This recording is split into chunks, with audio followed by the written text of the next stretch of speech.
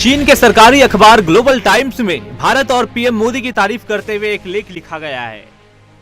इस लेख को झांग ने लिखा।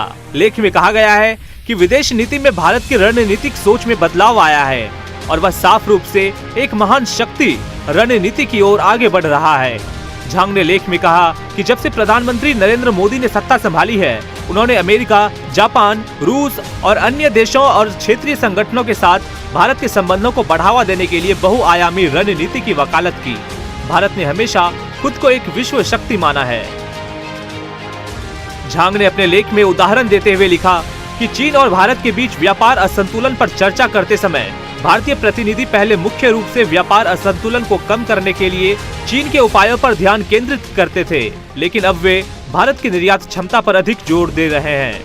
लेख में यह भी कहा गया है कि राजनीतिक और सांस्कृतिक क्षेत्रों में भारत पश्चिम के साथ अपनी लोकतांत्रिक सहमति पर जोर देने से आगे बढ़कर लोकतांत्रिक राजनीति की भारतीय विशेषता को सामने रख रहा है। आपको बता दें, लेखक ने भारत की तारीफों के पुल बांधते हुए कहा कि भारत औपनिवेशिक छाया से बचते हुए विश्व गुरु के रूप में काम करने की महत्वाकांक्षा को दिखाता है।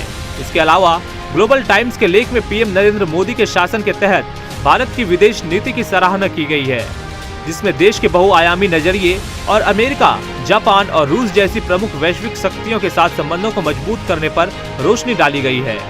इसमें रूस यूक्रेन संघर्ष में भारत की कूटनीति को विशेष महत्व दिया गया है। इन संदर्भों में साफ तौर पर लिखा गया है कि भारत एक साथ कई देशों के साथ रिश्ते संतुलित करके चल रहा है। Bureau report, Sudarshan news.